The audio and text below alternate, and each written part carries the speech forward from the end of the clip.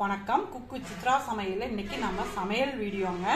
நான் பொட்டுக்கடலை அரிசி மாவு முறுக்கு தாங்க நான் பண்ணியிருக்கிறேங்க. நானுங்க இதுங்க நம்ம ஒரு 10 நிமிஷங்க அரிசி மாவு இருந்ததுனாங்க இவரை ஒரு ஹெல்த்தியான நம்ம ஒரு மொறு மொறு மொறு மொறுனுங்க எவ்வளோ சாஃப்டாக இருக்குது பாருங்களேன் முறுக்குங்க. அப்படியேங்க பாருங்க, நல்லா பொறு பொறுன்னு நல்லா அருமையாக இருக்குதுங்க முறுக்குங்க. இது ஈவினிங் ஸ்நாக்ஸ் மாதிரி இது மாதிரி பண்ணி வச்சுட்டா நம்மளுக்கு ஸ்நாக்ஸ் பிரச்சனை இருக்காதுங்க, பசங்களுக்கு கொடுக்கறதுக்கெல்லாங்க. இது ஒரு டேஸ்டியாகவும் இருக்குங்க பொட்டுக்கடலை மாவு முறுக்குங்க. வாங்க எப்படி செஞ்சுருக்குன்னு வீடியோக்குள்ள போய் பார்க்கலாங்களா?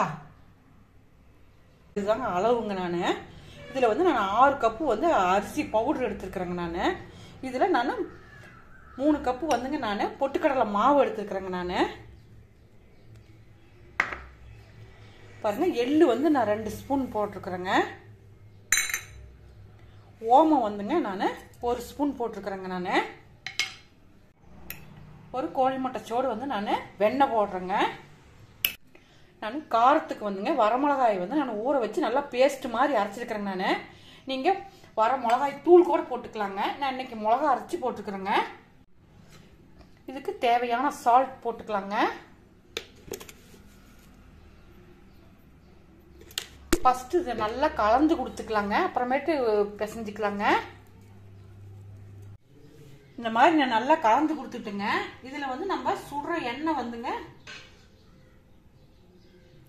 அப்படியே ஒரு கரண்டி ஊற்றி பிசைஞ்சிக்கலாங்க. நான் அப்படியே கொஞ்சம் கொஞ்சமா அப்படியே போட்டு பிசைஞ்சிக்கிட்டு உங்கள்கிட்ட காமிக்கிறேங்க. நான் இந்த பதத்துக்கு மாவு பிசைஞ்சுக்கிட்டேங்க. நான் இந்த பாருங்க, இப்படி கையை நம்ம உள்ள விட்டா ஒட்டாத வரணுங்க. இதை நாம மாவு பிசைஞ்ச பதங்க. இன்னைக்கு நான் இந்த முறுக்கு அச்சு எடுத்துருக்கிறேங்க. நான் இந்த மாதிரி தட்டில் எண்ணெய் தடவிங்க இந்த மாதிரி நான் புழிஞ்சு வச்சுக்கிட்டேங்க.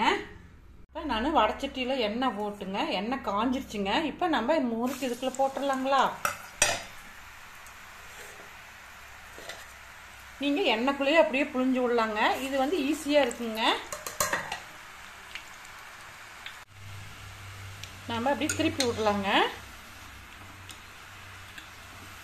இப்போ முறுக்கு பாருங்க, அந்த எண்ணெய் இந்த சலசலப்பெல்லாம் அடங்கிடுச்சுங்க. இப்போ நம்ம முறுக்கு எடுத்துடலாங்க. சூப்பரான பொட்டுக்கடலை முறுக்கு ரெடி ஆயிடுச்சுங்க.